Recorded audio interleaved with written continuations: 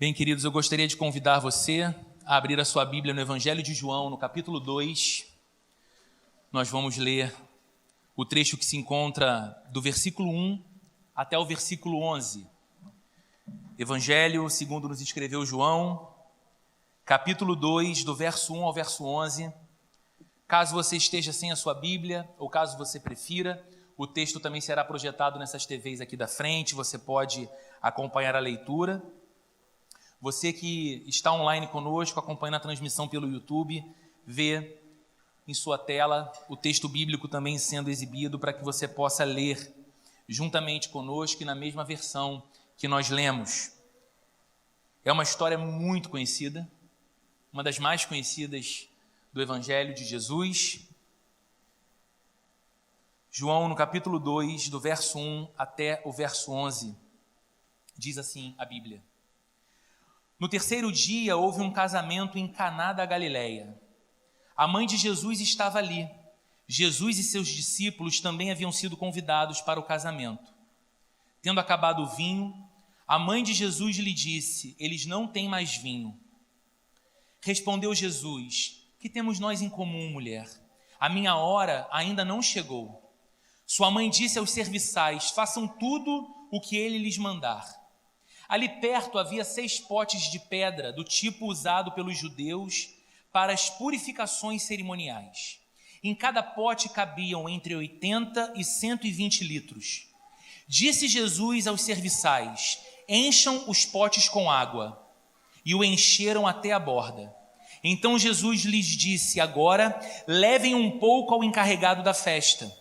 Eles assim fizeram, e o encarregado da festa provou a água que fora transformada em vinho, sem saber de onde este viera, embora o soubessem os serviçais que haviam tirado a água. Então chamou o noivo e disse: todos servem primeiro o melhor vinho, e depois que os convidados já beberam bastante, o vinho inferior é servido, mas você guardou o melhor até agora. Este sinal miraculoso em Caná da Galileia foi o primeiro que Jesus realizou. Revelou assim a sua glória e os seus discípulos creram nele. Até aqui, vamos falar com o nosso Deus mais uma vez e orar. Senhor, te louvamos por essa manhã de louvor e de adoração, mas agora nós te pedimos que o Senhor prepare o nosso coração para a tua palavra.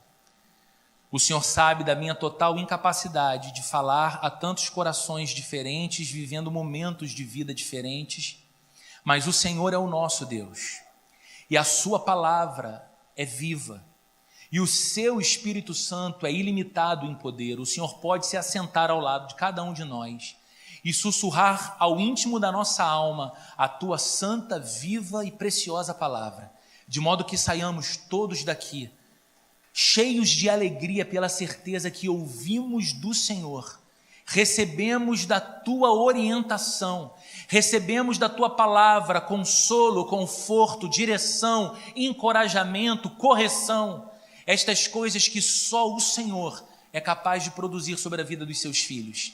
Te pedimos que seja então uma manhã de edificação, mas pedimos também que seja uma manhã de salvação, de reencontro, de recomeço, para a tua glória e para o teu louvor, em nome de Jesus. Amém e amém. Deixa eu te fazer uma pergunta.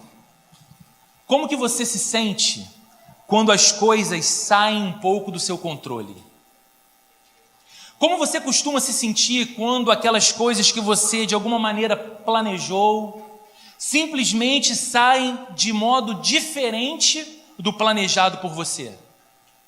Como você se sente quando aquilo que foi programado por você simplesmente não acontece?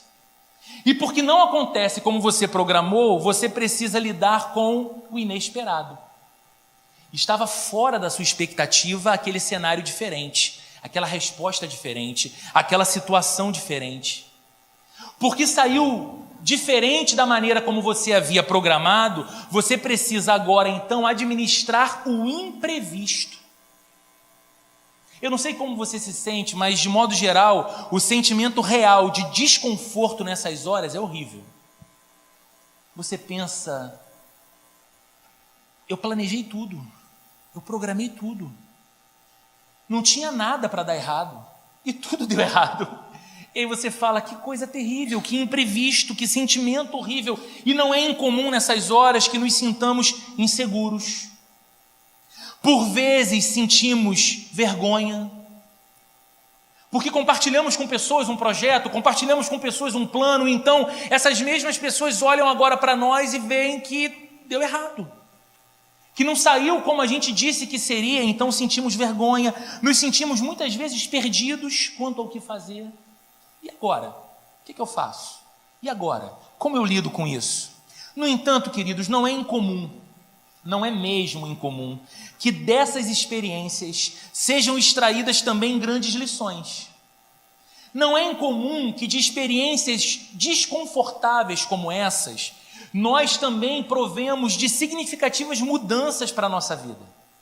Se você gosta, assim como eu, de ler a biografia de alguns empreendedores, homens e mulheres que encontraram êxito em suas carreiras e em seus empreendimentos, você vai perceber que nas mais diversas áreas, seja na área dos esportes, a área dos negócios, você encontra o relato de homens e mulheres que antes de chegarem ao êxito, provaram de muita frustração.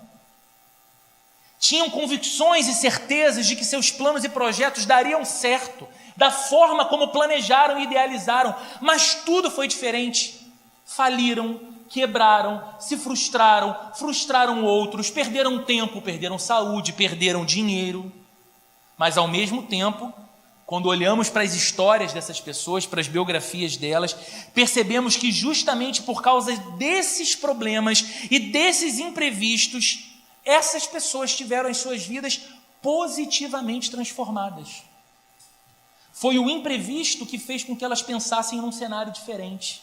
Foi a dificuldade que as fez buscar nelas próprias e nos recursos à disposição caminhos novos, diferentes, criativos, inéditos para o seu negócio. E então as coisas passaram a acontecer. Nós estamos aqui na igreja caminhando há algumas semanas nessa série de mensagens chamada Vida Extraordinária. E nós temos olhado a cada domingo para a história de pessoas comuns, como nós. Pessoas que são relatadas na Bíblia.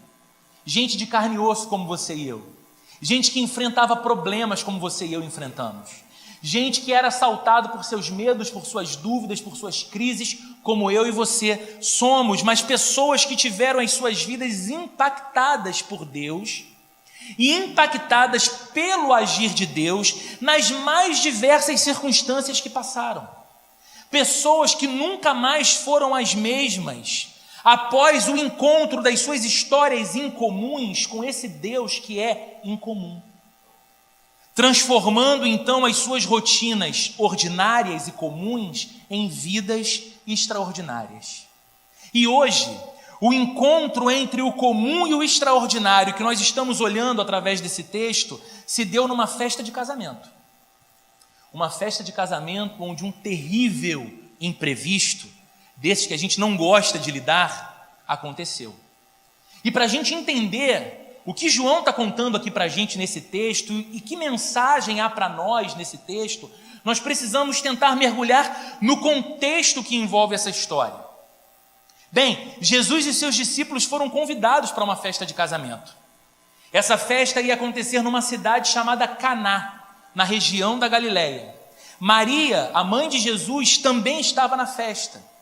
E pelos sinais do texto, muito provavelmente ela estava ali cooperando, trabalhando, porque ela fala aos serviçais. Ela tem de alguma forma uma palavra de comando: olha, façam tudo conforme o meu filho aqui disser para vocês. E aí a gente precisa entender o que significava casamento naquele tempo e naquela cultura, porque é um tanto diferente do que significa casamento em nossa época e em nossa cultura. Culturas mais antigas, culturas mais tradicionais que a nossa, davam mais ênfase para a família e para a comunidade do que para o indivíduo. A gente vive um tempo de exacerbado individualismo, certo? No primeiro século isso era diferente. A ênfase da cultura tradicional estava no coletivo, estava na família, estava na comunidade. Nessas culturas antigas, o sentido da vida estava menos na sua realização pessoal e mais em você ser um ótimo marido, uma ótima esposa, um excelente filho, uma excelente filha, um pai ou uma mãe maravilhosos. Por causa disso, o propósito do casamento não era apenas a felicidade de duas pessoas. O propósito do casamento não era a felicidade de dois indivíduos, mas a união da comunidade e o início de uma próxima geração. Através da junção de duas pessoas, unia-se também duas famílias que estavam inseridas num contexto maior de uma pequena cidade, em que as pessoas se conheciam, em que as pessoas se relacionavam, e as pessoas tinham agora a expectativa que daquela união de amor entre um homem e uma mulher viria uma próxima geração, através dos filhos que nasceriam. Em outras palavras, queridos, um casamento tinha a ver com toda a sociedade, e não só com os noivos. Não só com a família de um e com a família do outro. Porque quanto maiores as famílias de uma cidade, quanto mais fortes as famílias de uma cidade, quanto mais numerosas as famílias de uma cidade, melhor seria a economia daquela cidade. Melhor seria a segurança militar daquela cidade, debaixo de riscos de invasão. Maior seria a prosperidade para todos daquela cidade. Maior seria a mão de obra, de trabalho, para aquela cidade. Isso tudo, queridos, significava que os casamentos e as festas de casamento tinham uma importância muito maior do que hoje em nossa cultura. Importa hoje? Importa muito. Especialmente para os noivos e especialmente para os pais dos noivos. Importa muito. Você vai lá e faz teste do buffet, não é? Você vai lá e testa o vestido da noiva. Você vai lá e conversa com o fotógrafo para ver se é o melhor possível. Você vai e conversa no lugar da festa ou no lugar da celebração, se é um lugar apropriado para o registro fotográfico, para os convidados que você quer chamar. Mas enquanto isso está consumindo você, seu futuro cônjuge e os seus pais, provavelmente, as pessoas que você pensa em convidar, e você dizendo assim, gente, essa pessoa deve estar se sentindo muito VIP, porque eu estou lembrando dela. Ela vai se preocupar com o seu casamento provavelmente 2 dias antes. Que roupa que eu vou? Tem casamento de fulano no sábado, né? Nesse tempo aqui era diferente, porque cada evento representava uma festividade pública para a cidade inteira. Porque o casamento tinha a ver com a comunidade toda e não só com o casal. Ao mesmo tempo, o casamento era o maior acontecimento pessoal, tanto da noiva quanto do noivo. E é por causa dessa grande importância, queridos, é por causa dessa grande importância de um casamento naquele tempo e cultura, que as festas de casamento nos dias de Jesus costumavam durar pelo menos 1 semana. Agora pense, você que gasta uma fortuna para 5 horas de festa, imagine você pensando numa festa de 1 semana, para a cidade. Por quem são seus convidados? A sua comunidade toda, a sua pequena cidade toda. Esse, queridos, é o pano de fundo para nós entendermos por que eu disse há pouco que esse encontro que se deu aqui entre o comum e o incomum, entre o ordinário e o extraordinário, se deu em meio a um terrível imprevisto, porque olha o que diz o verso 3 de João capítulo 2. Tendo acabado o vinho, a mãe de Jesus lhe disse, eles não têm mais vinho. Talvez no 2º dia de festa, no 3º dia de festa, a família ficou sem vinho. Erro de cálculo, falha no planejamento, algum outro problema que ninguém pensou antes que poderia acontecer. Fato é que para uma festa que deveria durar alguns dias, 1 semana pelo menos, ali pelo 2º, 3º dia não tinha mais vinho. Roberto, qual era o problema disso? O problema é que o vinho era o elemento cultural mais importante em qualquer celebração daquela época. Não pode faltar vinho. Isso basicamente significava o fim da festa. E não era apenas uma quebra de etiqueta, era uma catástrofe social. Porque toda aquela expectativa da comunidade celebrar aquele novo momento seria frustrada, seria interrompida, seria drasticamente terminada antecipadamente. Mais do que isso, era uma catástrofe psicológica também. Imagine o sentimento de vergonha, pior. Naquele tempo, numa cultura baseada em honra e vergonha, imagine o peso de você desonrar e trazer vergonha para toda a sua família e para toda a sua cidade. O peso psicológico disso. E a chave para nós entendermos o que esse texto tem a nos ensinar está não tanto no milagre propriamente que Jesus fez, transformando água em vinho, mas está no último versículo que nós lemos, o verso 11. Olha o que diz o verso 11, palavras de João. Este sinal miraculoso em Caná da Galileia foi o primeiro que Jesus realizou. Revelou assim a sua glória e os seus discípulos creram nele. Queridos, o que é um sinal? Um sinal é um símbolo. Um sinal é significante de alguma outra coisa. Um sinal aponta para alguma outra coisa, indica alguma outra coisa. O texto, conforme nós lemos, diz para a gente que Jesus não precisava exercer o seu poder nessa situação. Ele fala com sua mãe, ainda não é chegada a minha hora. Mas foi o que ele fez. Ele exerce o seu poder ali naquele lugar e naquele momento. E esse foi o primeiro sinal através do qual ele manifestou a sua glória. Como João diz aqui. Queridos, esse foi o primeiro sinal através do qual Jesus revelou a sua verdadeira identidade às pessoas. Ele não era apenas Jesus, filho de Maria e do carpinteiro José. Ele não era mais apenas Jesus que estava liderando há pouco tempo um pequeno grupo de discípulos que olhavam para ele e o viam como rabi, um mestre da lei de Deus. Ele era agora alguém que mostrava o seu aspecto divino. Ele estava fazendo um milagre impressionante. Mas preste atenção em algo. Não tem ninguém morrendo aqui, nesse casamento. Não tem ninguém gravemente doente. Não tem ninguém debaixo de opressão espiritual, para que então Jesus faça de fato um milagre daqueles que a gente diz assim, esse é um milagre que vale a pena. Esse é um milagre poderoso.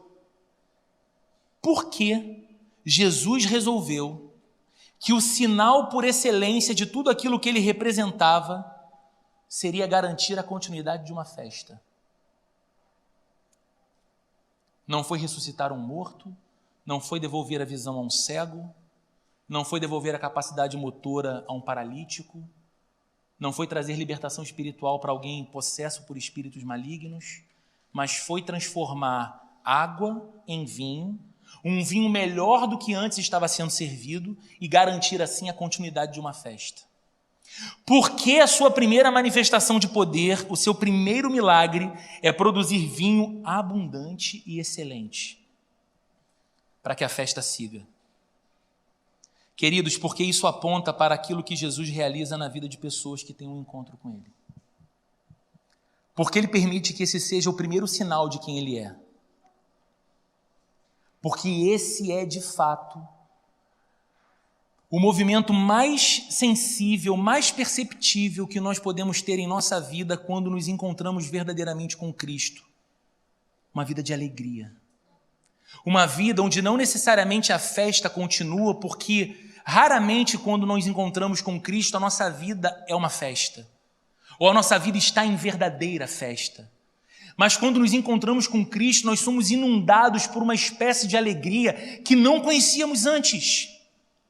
É a alegria do pertencimento, é a alegria do encontro, é a alegria do perdão, é a alegria da reconciliação, é a alegria de você ter encontrado, enfim, a despeito de tudo que vivera antes em sua vida, o verdadeiro propósito para o qual você foi criado, pertencer a Jesus. Sabe, queridos, Deus não é ranzinza. E eu receio que muitos cristãos tenham uma imagem equivocada de Deus exatamente assim. Um Deus que é ranzinza, um Deus que é sisudo. Queridos, Deus sorri. E Deus ama alegrar as nossas vidas. Aliás, a Bíblia diz que sempre que alguém se converte, sempre que alguém rende o seu coração ao Evangelho de Jesus e se torna um discípulo de Jesus, o que acontece nos céus? Pode falar mais alto sem medo de errar. Uma festa. uma festa, uma celebração. Os céus cantam, se alegram, porque um pecador se arrependeu, porque um filho de Deus reencontrou o caminho de volta para casa através de Jesus. Queridos, Jesus é alegre, e aquilo que Ele promove em nossas vidas produz indizível alegria. Indizível alegria. Mas esse texto nos ensina que a razão dessa alegria tão especial, a razão dessa alegria repousa no fato de Jesus estar presente. E eu queria, nos minutos que eu tenho pela frente, pensar com você o que aconteceria nessa história, mas também nas nossas vidas, se Jesus não estivesse presente. Se Jesus não estivesse presente na festa, a vida transcorreria, mas certamente restrita ao plano A, sem lugar algum para alternativas. E qual era o plano A? Qual era o plano único? Uma grande festa. Uma festa de uma semana. Uma festa marcante para toda a cidade. Uma festa livre de transtornos, livre de surpresas. Acontece, queridos, e você e eu sabemos disso, a vida não sossega. A vida não sossega. E os problemas, por mais que os evitemos, surgem de onde não imaginamos. E os problemas, e as surpresas, e as notícias difíceis, e os dias ruins nos visitam tão surpreendentemente, que a única coisa que eles fazem de melhor é expor as nossas impossibilidades. E você pensa, eu planejei tudo, eu sonhei tanto, eu acreditei tanto, eu me empenhei tanto, e agora eu lido com coisas que eu me sinto completamente incapaz de administrar, incapaz de cuidar, incapaz de resolver. Queridos, a lei da impossibilidade só pode ser vencida pelo milagre. Nós não podemos fazer nada com aquilo que é impossível. Só o Deus dos impossíveis pode. E foi o que aconteceu. E só aconteceu naquele casamento porque Jesus estava presente na festa. Se Jesus não estivesse presente na festa, a festa teria acabado mais cedo, e em tom de frustração e profunda vergonha. Então foi a presença de Jesus ali o que tornou a festa especial. Queridos, olha para o contexto que está inserido nesse texto aqui. Olha para o que nós estamos falando. Aquele evento que tinha tudo para ser uma catástrofe, uma vergonha, se tornou célebre no mundo todo. Mais de 2000 anos depois, estamos eu e você aqui numa manhã de domingo falando desses noivos que sequer sabemos o nome, apenas a cidade onde aconteceu o seu casamento. Foi algo tão marcante e especial. Jesus tornou aquele evento tão único e exclusivo que nós estamos até hoje falando dele. Sabe por quê, queridos? Porque onde Jesus está, tudo pode recomeçar. A festa estava fadada ao fim. A alegria estava fadada ao fim. A vergonha estava batendo fortemente a porta. Mas Jesus estava ali. E onde Jesus está, tudo pode recomeçar. Onde Jesus está é a vida e a alegria que passam a ter a palavra final. E que bom, sabe, queridos, que bom que Jesus aceita convites para ir a casamentos, mesmo que eles já tenham sido celebrados. Ele vai e a alegria, tantas vezes perdida na relação conjugal, é restaurada. Que bom que Jesus aceita convites para ir a casamentos. Que bom que Jesus aceita convites para entrar em histórias de vidas, mesmo quando elas se encontram despedaçadas, porque Ele vai e reconstrói histórias pela sua graça e pelo seu amor. Que bom que Jesus aceita convites. Que bom que Jesus aceita o convite do coração que diz: Senhor, aqui agora há muito pouco. Aqui agora já não há expectativa, aqui agora já não há esperança, aqui agora já não há alegria, aqui agora já não há paz. Aqui agora, Senhor, já não há vontade. Aqui agora o coração de alguém que te serviu com muita disponibilidade por muito tempo e colocou diante do Senhor os dons à sua disposição, mas agora é alguém que ferido e magoado, quer correr para longe disso. Senhor, mas está aqui, eu te convido para esse coração de novo. E Ele vai, e Ele reconstrói, e Ele restaura, e Ele vai mostrando que não há episódio da nossa caminhada, mesmo as dores mais estranhas que nós passamos, que tenha se passado distante do seu olhar soberano e de sua permissão santa. Ele estava, mesmo através daquilo, fazendo a história dele ser conhecida na nossa história e no nosso coração. Se Jesus não estivesse presente na festa, queridos, Ele não poderia manifestar quão fascinantemente cheio de graça Ele é. Você viu o texto comigo? Ainda não era o tempo dele se expor ao seu povo. Ainda não era o tempo de Maria, sua mãe, ter uma compreensão tão nítida de como seria o sacrifício que ele faria um pouco mais à frente, ao subir numa cruz pelos pecadores. É por isso que ele diz no verso 4, que temos nós em comum, mulher, ainda não é chegada a minha hora. Por que ele responde assim à sua mãe? Porque o milagre deixaria em evidência a sua divindade. Aqueles potes de pedra que eram usados nos rituais de purificação cerimonial, sendo ali usados por Jesus para serem preenchidos com água e depois aquela água transformada em vinho, apontavam para o fato de que Ele é aquele que realmente tornaria os homens limpos diante de Deus. O vinho, logo mais adiante, se tornaria o próprio símbolo do seu sangue, que seria derramado para o perdão dos nossos pecados. Por isso ele diz, não é chegada a minha hora. Mas Jesus levou em conta a angústia dos noivos. Jesus levou em conta a tristeza dos seus pais. Jesus levou em conta o peso da vergonha que aquilo causaria e ele agiu, movido por graça. Ele se manifestou graciosamente porque ele estava presente naquela festa.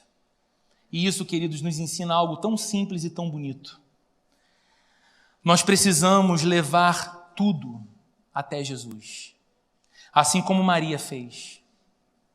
A notícia era, não tem mais vinho. E ela vai até Jesus e diz, eles não têm mais vinho. Nós precisamos aprender a levar tudo a Jesus, porque nele nós contamos sempre com as infinitas possibilidades da graça. Sabe, você chega diante de uma situação para a qual você diz, eu não sei mais o que fazer. Eu não sei mais o que responder. Eu não sei mais o que esperar. Eu não tenho mais coração para isso, eu não tenho mais paciência para isso, eu não tenho mais esperança sobre isso, eu não tenho paz quanto a isso, não importa o que seja, o que você faz? Às vezes você leva isso como uma amargura que consome o teu coração e você coloca dentro de você. Às vezes você faz disso como um instrumento de revolta que faz com que as pessoas conheçam a pior versão de quem você é. Quando você dá vazão à raiva que extravasa de você.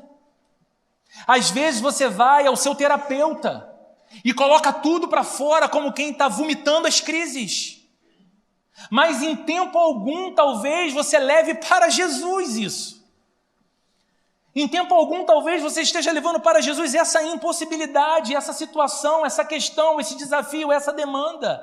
E aí o seu coração não consegue vislumbrar que existem infinitas possibilidades da graça de Deus agir por você e agir em você. Se Jesus não estivesse presente na festa, aquelas pessoas não teriam entendido quão amadas por Deus elas eram.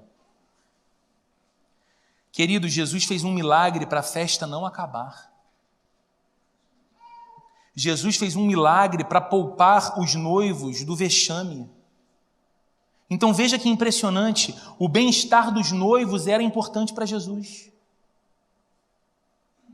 O bem-estar daquelas pessoas importava para Jesus. Com isso, queridos, nós aprendemos que a glória de Deus passa também pela realização humana. E eu vou repetir, porque você não entendeu errado o que eu disse. A glória de Deus passa também pela realização humana. Por quê, Roberto? Porque Deus é glorificado quando Ele nos abençoa.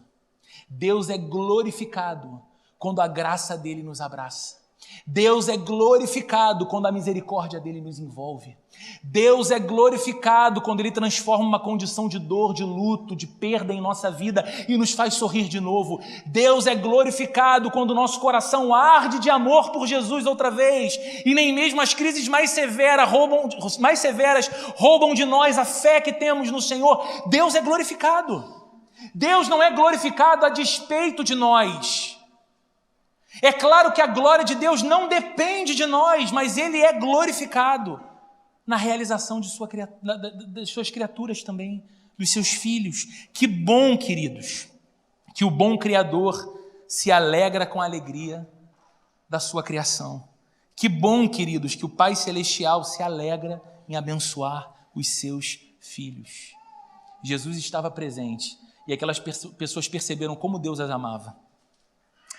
Se Jesus não estivesse presente na festa, aqueles que serviam naquela celebração, como o texto diz, os serviçais, os trabalhadores da festa, não teriam participado de algo tão impactante para as suas vidas. Porque para pensar comigo, o que Jesus pediu para eles não fazia sentido nenhum. Olha, peguem aqueles potes de pedra ali, que cabem de 80 a 120 litros, e encham com água. E os caras pensaram assim, mas todo mundo já lavou a mão. Não tem ninguém mais impuro, a festa começou, as pessoas estão comendo. Para que tanta água? Só que eles não questionam, eles não criticam. Eles certamente não compreendiam a razão para encher aqueles potes de pedra, mas Jesus sabia que milagre ele estava realizando. E eles vão e fazem o que Jesus pede. E isso, queridos, nos ensina que atender a Jesus é sempre estar diante da possibilidade de participar de um milagre para além da nossa compreensão. Atender a Jesus. Jesus, é isso mesmo que você quer? É porque assim, eu não estou entendendo muito isso bem. Eu não consigo entender tudo. Eu não consigo perceber a razão toda. Mas é isso mesmo que você está pedindo de mim, Jesus? Diga sim. Porque dizer sim ao que Jesus pede é estar sempre diante da possibilidade de participar de um milagre muito acima da nossa capacidade de compreensão. Meu querido amigo Fabrini, pastor da Igreja Plena de Caraí, tem uma frase que eu sempre repito. Ele diz, quando eu não entendo o que Deus faz, eu confio em quem Deus é. Eles podiam não entender o que Jesus estava pedindo. Para que encher com água esses potes de pedra? Isso não faz o menor sentido. Mas vamos fazer o que ele está pedindo. E eles participaram de um milagre além da capacidade de compreensão. Se Jesus não estivesse presente naquela festa, queridos, os noivos e as suas famílias não teriam tido um encontro com esse amoroso Salvador. Pare para pensar comigo uma coisa.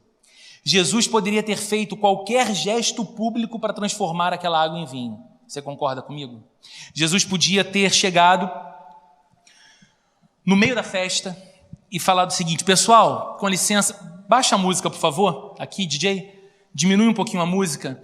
Eu quero conversar com todos aqui, peço a atenção de todos vocês aqui, por gentileza. Se você não me conhece, eu sou Jesus, venho de Nazaré, sou filho aqui da Maria, do José, vocês conhecem meus pais. Chegou aqui a mim uma notícia terrível, hein, gente? O vinho da festa acabou. Aí todo mundo, meu Deus. Falei assim, mas calma, que vocês vão ver agora algo espetacular acontecendo. Vocês acreditam no que eu estou dizendo? Então, atenção, vinho. E todo mundo tem vinho e olha para Jesus e fala, uau, que impressionante o que ele fez. Só que se Jesus fizesse isso, ou algo desse tipo, um gesto público, ele teria exposto os noivos. Sabe por que a gente sabe que o vinho acabou? Porque o texto nos conta. Na festa, nem o responsável pela festa sabia. Ele fica admirado quando prova o vinho que Jesus havia transformado de fato em vinho e diz, espera aí, chama o noivo e fala, rapaz, a tradição serve-se o melhor vinho e depois que o pessoal já bebeu mais, serve o vinho de qualidade inferior, porque ninguém consegue manter um alto padrão o tempo todo. A vida é cara, desde aquele tempo. Mas você fez diferente, todos beberam e agora você oferece um vinho que é ainda melhor. Nem o encarregado da festa soube daquele problema, porque se Jesus tivesse feito disso um gesto público, ele teria colocado os noivos debaixo de exposição, mas Jesus não veio esmagar o ferido. Jesus veio restaurar o ferido. Jesus não veio amassar o constrangido, Jesus veio cobrir com misericórdia e amor o constrangido. O importante para Jesus ali não era que as pessoas soubessem do seu poder. O importante para Jesus ali era que os noivos soubessem do seu amor. Isso era importante. Por isso ele colocou os noivos antes do seu ministério, porque ele estava ali para beneficiá-los e não para se beneficiar da situação deles ou da carência deles. E nós aprendemos com isso, queridos, uma dupla lição. Primeiro, em Jesus nós temos um Salvador que se compadece de nós. Em Jesus nós temos um Salvador que não tem alegria em nos expor, para então nos perdoar, nos redimir e nos salvar. Em Jesus nós temos um Salvador que se compadece de nós com amor. Por isso nós podemos nos aproximar dele com confiança, em busca de misericórdia e em busca de graça. Jesus não distrata você. Ele é gracioso. Mas há uma segunda lição aqui. Nós aprendemos que é dessa forma que os discípulos de Jesus devem ser na vida. Porque o chamado de um discípulo de Jesus é imitar a Jesus. Nós precisamos ser o tipo de gente que faz de tudo para salvar, curar, abençoar e proteger o outro. E não expor, constranger, ferir, abusar do outro. E quando fazemos isso em nome da fé, ou quando fazemos isso em nome de um pseudo-zelo pela santidade de Deus, pecamos duplamente, porque fazemos aquilo que Jesus não faria e usamos o nome dele e a palavra dele como motivo para isso. Se Jesus não estivesse presente na festa, queridos, eu estou caminhando para a conclusão, nós não seríamos apresentados a mais perfeita ilustração sobre a relação que ele deseja ter conosco. Eu vou explicar. Jesus realizou o seu primeiro milagre numa festa de casamento, porque é exatamente um casamento que nós teremos com ele por toda a eternidade. É por isso que a Bíblia diz que a igreja, essa comunidade dos homens e mulheres rendidos ao Evangelho de Jesus, é a noiva de Cristo. É por isso que o livro do Apocalipse fala sobre esse casamento de Jesus com a sua noiva. Para tornar isso possível, ele teve que vir a esse mundo para sofrer a justiça em nosso lugar, carregar os nossos pecados sobre si na cruz e nos oferecer a sua salvação. E eu te pergunto, como a sua vida seria transformada se você passasse a crer de verdade que Jesus fez isso pessoalmente por você? Para que ele tenha um casamento eterno com você, ele veio a esse mundo viver a vida que você jamais seria capaz de viver diante de Deus e te oferecer perdão, justificação e graça. Ele se ofereceu em sacrifício no seu lugar, não apenas para libertar você da culpa, não apenas para isso, mas para que naquele último dia você caia em seus braços e pertença eternamente a Ele. Você possa dizer, estou nos braços do meu amado. E possa dizer, como no texto de Cantares, eu sou do meu amado e o meu amado é meu. Concluindo, queridos, e eu quero concluir apresentando a você algumas ideias práticas diante das coisas que nós consideramos aqui nessa manhã. Primeiro, são só duas. Primeiro, entenda, sempre que Deus escolhe uma metáfora para nos ajudar a enxergá-lo melhor, Ele também mostra como Ele nos enxerga. Se Jesus é como um noivo para nós, e não apenas um poder mágico que nos livra de enrascadas, mas se Jesus é como um noivo para nós, se a Bíblia apresenta Ele dessa forma, isso significa que Ele deve de verdade se deleitar em você. Ele deve de verdade ter prazer em você e em mim. Toda vez que Deus escolhe uma imagem para si, Ele está dizendo algo acerca de nós. Você já notou como que um noivo vê a noiva que atravessa o corredor da igreja na cerimônia de casamento? Lembra aí do seu último evento, da última celebração de casamento que você participou? A última que eu estive foi do André e da Rafa.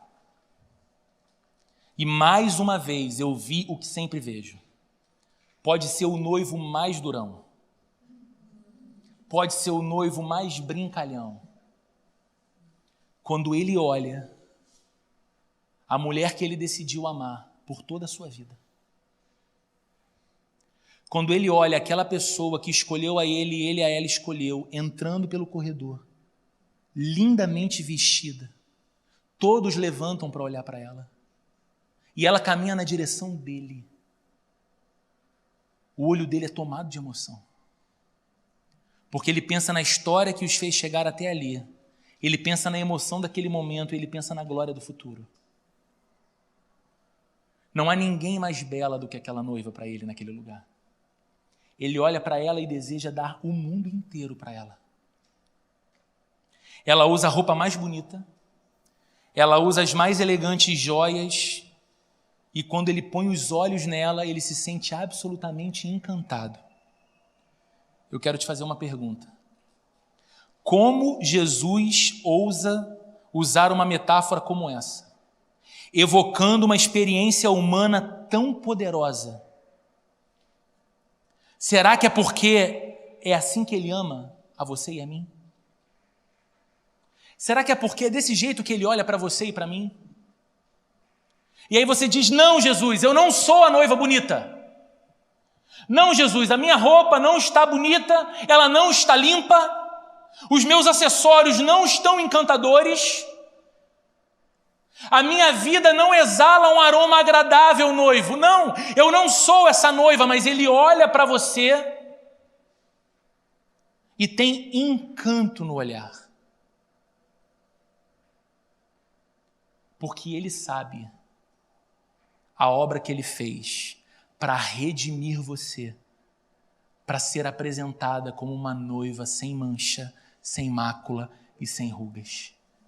Ele sabe que obra salvadora que ele fez para isso. Então, será que é possível que Jesus ame a você e a mim assim? Com esse encantamento que um noivo olha a sua noiva entrando num casamento? Sim, e muito mais, é isso mesmo. E eu te pergunto, como a sua vida pode ser diferente a partir de hoje? Se você viver minuto a minuto na consciência existencial dessa verdade, de que você é tão amado assim, de que você é tão amada assim. Segundo e último, lide com o presente olhando para o futuro.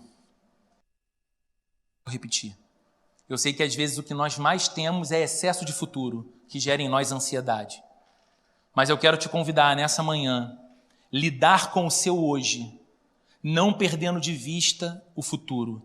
Lembre-se que no meio de toda a alegria daquela festa de casamento, enquanto as pessoas bebiam um maravilhoso vinho que Jesus fez, de certa forma, Jesus era capaz de provar o gosto amargo da morte que ele tinha mais à frente para enfrentar. Jesus sabia o que veio fazer nesse mundo, mas nós não precisamos viver da mesma maneira. Nós não precisamos ter a mesma experiência hoje. Jesus se colocou no meio de toda a alegria da festa de casamento e sorveu a dor que se aproximava para que hoje, você e eu que nele cremos, possamos nos colocar no meio de toda a dor que esse mundo nos impõe, mas experimentar e provar a alegria que se aproxima, sem esquecer para onde caminhamos. O Anderson falou sobre isso aqui no louvor hoje. Onde está a nossa esperança? Onde está o final de todas as coisas? Para onde nós caminhamos? Queridos, é possível encontrar grande estabilidade devido à alegria que se aproxima. É possível encontrar paz no meio do caos devido à alegria que se aproxima quando nós olhamos para a história bíblica e, como o Anderson também disse hoje aqui, conhecemos o final da história e ele é feliz, sabemos que nos aguarda a celebração das bodas do Cordeiro. O casamento de Jesus com a sua igreja, com a sua noiva, da qual somos parte. Mesmo que nesse exato momento você se encontre em meio à dor, mesmo que nesse exato momento você se encontre em meio à tristeza, beba da alegria que se aproxima. Beba da esperança que nutre a sua alma e o seu coração. Só existe um amor, uma festa, uma coisa capaz de realmente dar a sensação ao seu coração de paz, de alegria que o seu coração tanto necessita, e tudo isso já está à sua espera. É para lá que nós estamos indo. Ao crer nisso de verdade, você tem algo que o capacita a enfrentar qualquer coisa nessa vida, qualquer luta nessa vida. Mas lembre-se, não se esqueça, tudo isso acontece e está à sua disposição quando Jesus está presente na festa, quando Jesus está presente na casa, quando Jesus está presente no casamento, quando Jesus está presente no ambiente do trabalho, quando Jesus está presente na educação dos filhos, quando Jesus está presente assentado à mesa quando fazemos planos e projetos, quando Jesus é considerado na hora em que perguntamos se devemos permanecer onde estamos ou seguir para outro lugar, se devemos mudar de país para recomeçar de vida como quem busca uma Jerusalém celestial ainda nessa terra, ou se devemos permanecer onde estamos porque Deus tem ainda algum propósito para nós e para a nossa história. Quando Jesus é considerado, quando Jesus está presente, aí nós contamos com as infinitas possibilidades da graça. Nós nos deparamos com esse Salvador que nos ama de modo tão constrangedor e maravilhoso, e nós temos a garantia de alegria perpétua, de paz constante e de segurança, não porque o mundo é seguro, mas porque Deus é por nós. Amém? Vamos orar? Senhor querido, obrigado por essa manhã e obrigado pela Tua palavra. O que eu te peço, Senhor, é que aquilo que eu fui incapaz nessa manhã de comunicar ao coração dos Teus filhos tão amados, que o Teu Espírito Santo o faça e que essa palavra continue florescendo e dando frutos em nosso coração, de modo que possamos nos lembrar, Senhor, que o extraordinário da vida não é o cuidado rebuscado que nós temos com a festa, com os convidados, com as coisas que vamos servir, porque esses detalhes, são coisas. O que torna a vida extraordinária é a sua presença, Senhor, na festa. É a sua presença na celebração, é a sua presença no casamento, é a sua presença na vida, é a sua presença no coração. Jesus bendito, então o que nós te pedimos é que o Senhor nos dê sede da tua presença, fome da tua presença, desejo renovado para que o nosso coração se apegue ao Senhor profunda e poderosamente, de maneira que nós tenhamos em ti o companheiro fiel, em ti o consolador presente, em ti a graça que desfaz as impossibilidades, em ti a renovação e a restauração das coisas que já foram fragmentadas e quebradas, em ti o amor que dá sentido e propósito para a nossa caminhada, em nome de Jesus, Senhor. Que o amor de Deus, a graça de nosso Senhor e Consolador, a graça de nosso Senhor e Salvador Jesus Cristo e a comunhão e a consolação do Espírito Santo esteja presente com cada um de nós nessa manhã, hoje e para todo sempre, Senhor. Amém e amém.